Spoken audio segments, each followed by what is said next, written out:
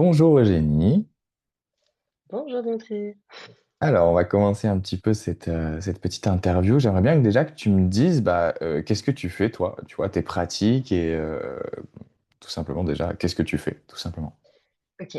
Alors évidemment, avant ça, j'étais en marketing. J'étais chef de produit dans des grandes entreprises de cosmétiques et c'est vrai qu'au bout d'un moment, ça faisait plus vraiment sens. Et donc j'ai décidé donc août dernier de me réorienter et du coup d'aller plutôt vers de la médecine douce. Et donc mon premier choix, ça a été d'effectuer des formations dans le Reiki. Ok, Et ensuite, j'ai voulu approfondir du coup un peu plus mes connaissances et je me suis dirigée du coup vers l'hypnose. Donc maintenant, je fais de l'hypnose aussi ericksonienne. Donc ok, deux pratiques qui se lient parfaitement d'ailleurs. Et on va dire qu'ils sont assez intéressantes parce que l'une travaille sur le fond et l'autre travaille aussi sur le fond, mais un peu plus aussi sur la surface et sur les émotions au moment T. ok, trop cool. Trop cool. Alors, tu nous diras après comment tu arrives à associer les deux et tout. C'est trop bien, c'est hyper intéressant. Euh, justement, là, tu commençais, tu m'as dit un petit peu ton parcours.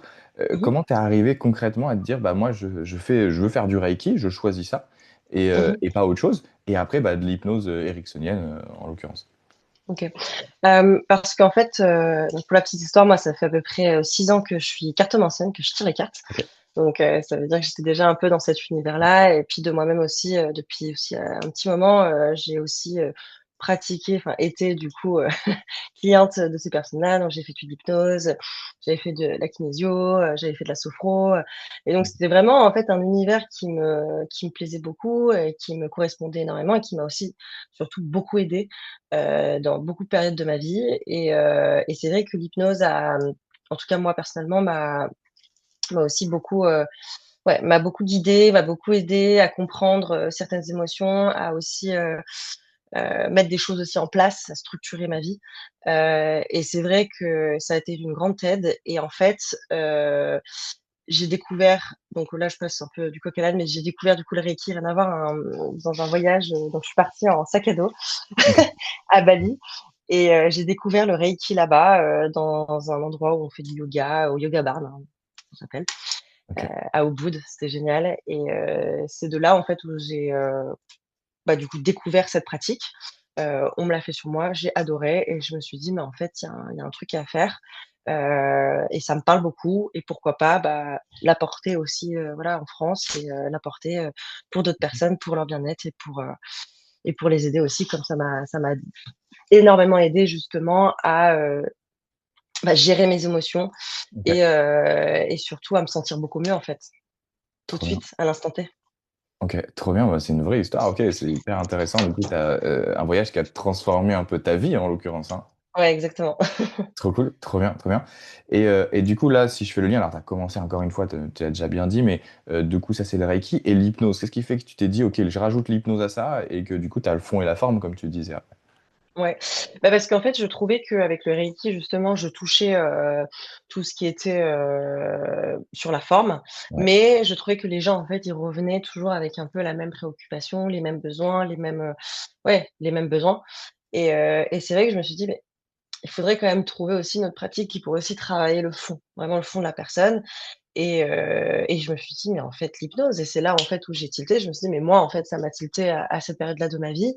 Mais pourquoi pas, en fait, justement, travailler vraiment avec l'inconscient et le conscient pour justement que les 2 puissent être liés et se tenir bien main dans la main», tu vois? carrément. Et le fait de, voilà, lier l'inconscient au conscient, je me suis dit aussi que, une séance de Reiki aussi, c'est pas mal aussi pour adoucir ensuite si une séance, elle était un peu plus dure, un peu plus mouvementée. Hem Et du coup, je me suis dit que vraiment la liaison des 2 se mariait, naturellement bien finalement. Parce que, voilà, comme je l'ai dit, l'hypnose, on travaille vraiment le fond et le Reiki, on va travailler sur tout ce qui est, voilà, la forme, tout ce qui englobe et beaucoup plus doux. Donc voilà, c'est un peu l'aspect un peu plus doux, de la Ok, chose. trop bien, trop bien. Bah, justement, concrètement, comment ça se passe tes séances? Est-ce que tu as trois types de séances, si je résume un peu, c'est-à-dire une séance Reiki, une séance hypnose et une séance hypnose Reiki ou c'est ça, voilà, comment ça se passe un peu? Alors, ça dépend un peu, Ouais, en fonction de la personne parce que généralement une personne elle va déjà m'appeler pour me dire: «Bon, bah, moi je veux une séance d'hypnose». ouais, bien Mais sûr. parfois en discutant, je me rends compte, je vais me dire: «Bah, peut-être pas, on va peut-être commencer par une séance de Reiki, puis ensuite on enchaînera par une séance d'hypnose ou l'inverse, on fait de l'hypnose et après du Reiki». Donc déjà, on va dire que ça OK. va dépendre de la personne qui se présente à moi. Ouais, Ensuite, si par exemple on démarre par une séance d'hypnose, souvent la première séance est un peu plus longue, hein. Elle va durer 1h20, donc on va avoir une période d'induction, où moi en fait, on va vraiment, discuter sur, le pourquoi du comment on est là. Enfin, pourquoi cette personne est ici. Donc moi je vais essayer de comprendre, ce sur quoi elle veut travailler et comment elle aimerait, se voir en fait plus tard. Donc première phase, on va dire qu'on est là-dedans. OK. Généralement, je vais travailler sur tout ce qui est identification des émotions, donc vraiment comprendre ce que la personne ressent, ce qui se joue vraiment en profondeur derrière, ces blocages, donc souvent l'anxiété, voilà, les peurs, les frustrations. OK. Ensuite, dans une deuxième séance, on va parce que généralement, hein, je travaille sur 4 piliers.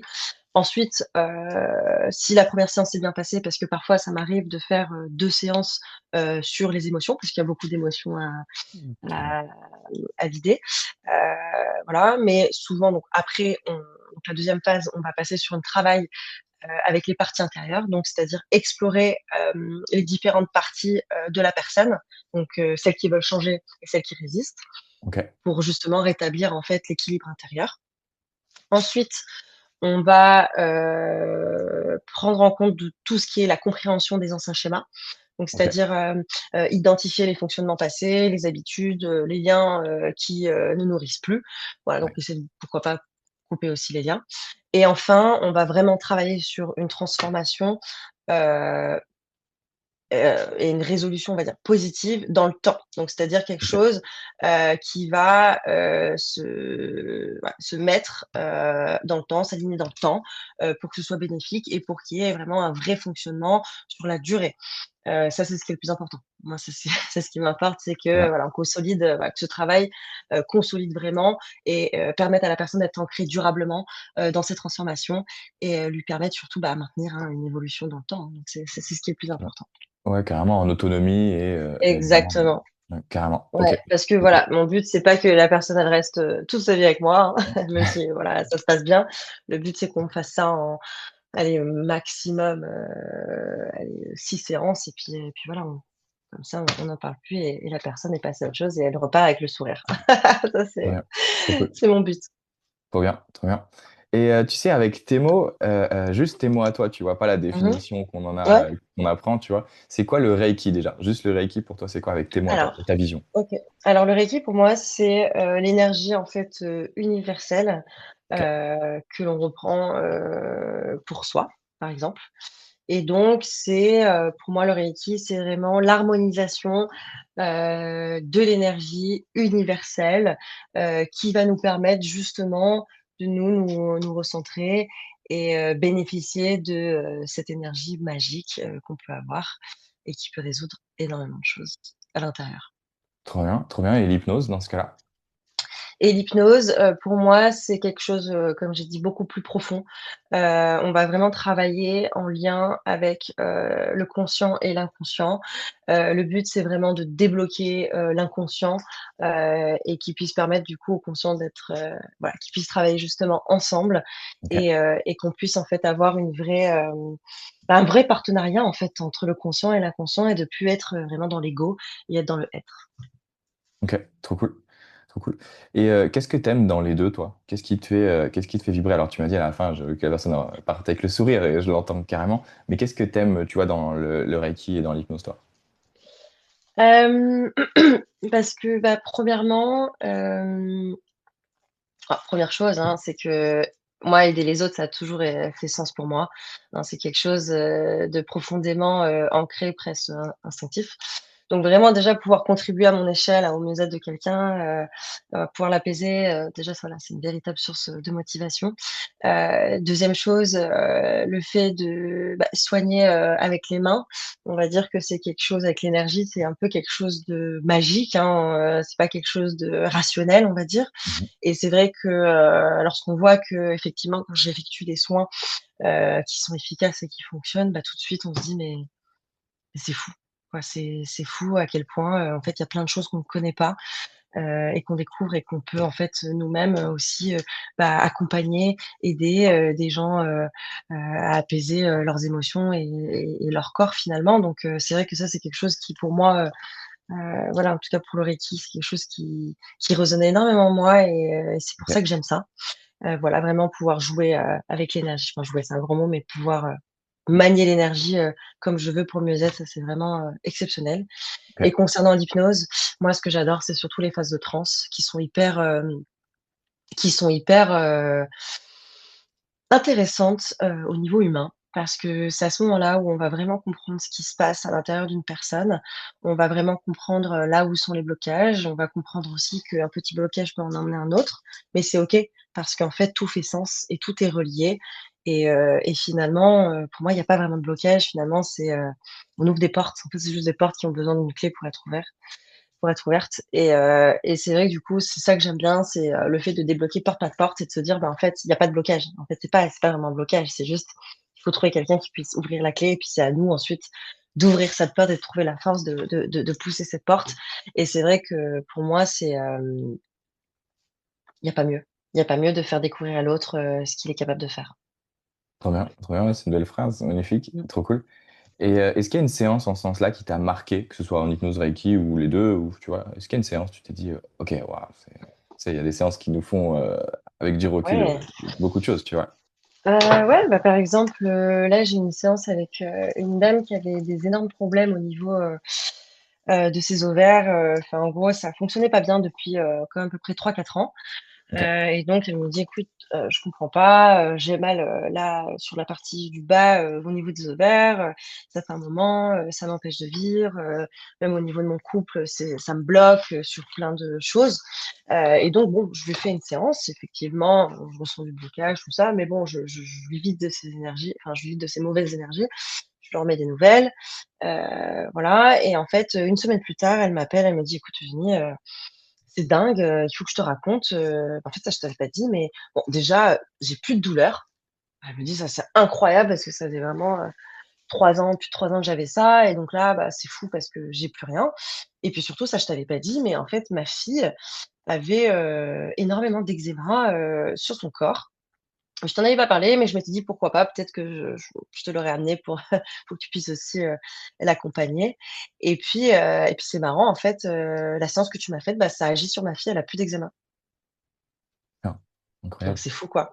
Mmh Donc mh, ça montre carrément. que aussi, bah, le fait aussi de travailler aussi sur, des mamans et leurs filles et leurs enfants qui sont si jeunes, en fait, on voit du coup l'énergie qui circule, le fait de se Carrément. dire: «Bah, en fait, si la maman va pas bien, bah, aussi l'enfant aussi peut ne pas bien aller», même si il n'y a pas forcément un échange, verbal, mais c'est juste, voilà, énergétiquement, bah, l'enfant ressent que la maman est pas bien et bah, là, la maman va mieux, bah, l'enfant va mieux. Donc déjà ça, moi, j'ai trouvé ça dingue. C'est Trop bien. vraiment ouais, Mmh. super dingue et hem et au niveau de l'hypnose, j'ai tellement d'histoires, mais j'en ai une qui est pas mal. Écoutez, c'est une personne qui était dans la vie parisienne, hein, c'est-à-dire métro, boulot, dodo, voilà, à fond, dans son énergie yang, à fond, dans, je fais, je fais, je fais, je fais. Et en fait, le problème, c'est que, le week-end, cette personne-là préférait sortir et on va dire, voilà, aller dans des soirées, pendant plus de 24 heures, voilà, tout ce qui est prise de drogue, tout ça et tout. Bon, c'est une personne qui s'est laissée aller pendant, plus de 5 ans là-dedans et on effectue, la séance parce que cette personne voulait, diminuer, son sa consommation de cigarettes OK. et en fait, c'est marrant parce que pendant la transe profonde,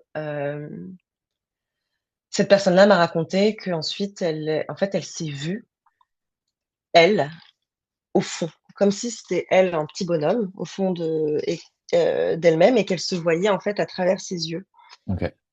et en fait, de là, je m'explique, je vais refroidir la chose et de ce qu'on a compris, c'est que cette personne a compris qu'en fait, elle avait laissé son moi intérieur en fait, elle l'avait abandonné, OK. son lui, sa personne elle-même en tant personne s'était abandonnée aux dépens des travers de voilà, l'alcool, drogue, sexe, enfin tout ça et en fait, elle s'est rendue compte qu'en fait, elle s'était oubliée et elle s'est vue, en fait, pendant l'hypnose, ça c'est dingue, elle s'est vue au fond, tout petit, recroquevillé et c'est comme si c'est à ce moment-là où consciemment, elle s'est dit: «Mais attends, mais ça va pas, en fait, je suis pas bien. En fait, je suis mal. En fait, je pensais que sortir, ça me ferait du bien. En fait, je pensais que faire ci, faire ça, ça me Mmh. faisait du bien, mais en fait, je m'oublie plus que ce que je me qu'au final que je me répare, Carrément. que je pensais, en fait, m'évader, pour me faire du bien, bah, finalement, en fait, ça m'éloigne plus de ce que je suis que ce que, finalement, je devrais l'être, quoi et donc Totalement. c'est vrai que c'était dingue parce que,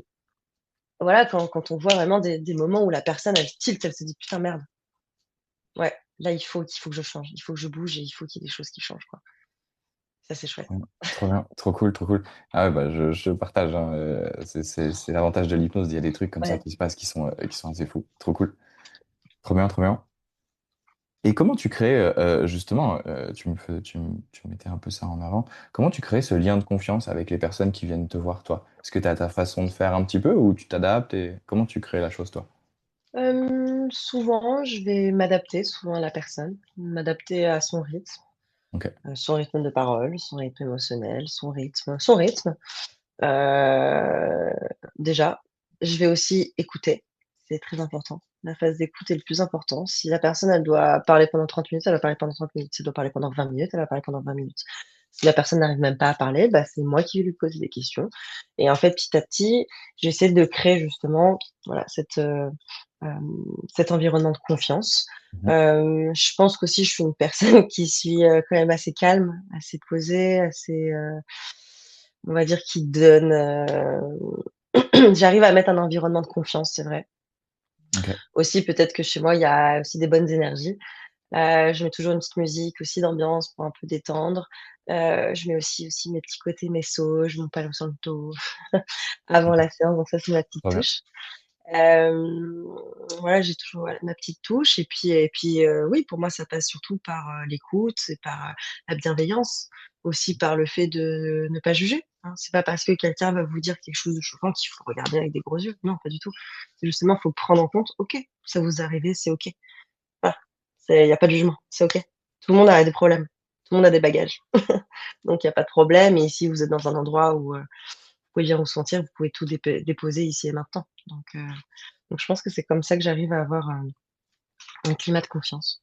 Trop bien. Trop cool.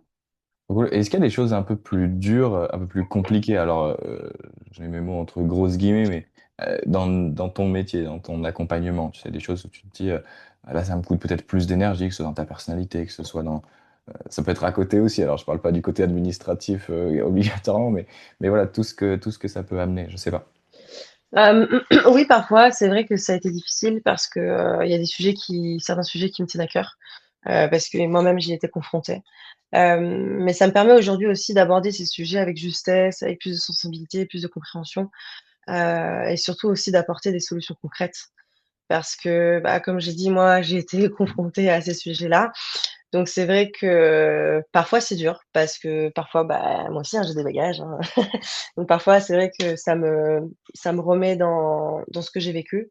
Mais c'est OK parce que je me dis: «Moi aussi j'avançais, moi aussi, j'ai réussi à aller de l'avant» et et c'est vrai que du coup, bah, c'est chouette aussi de se dire: «Bah, on n'est pas seul et vous êtes pas seul et on est tous ensemble et on peut y arriver».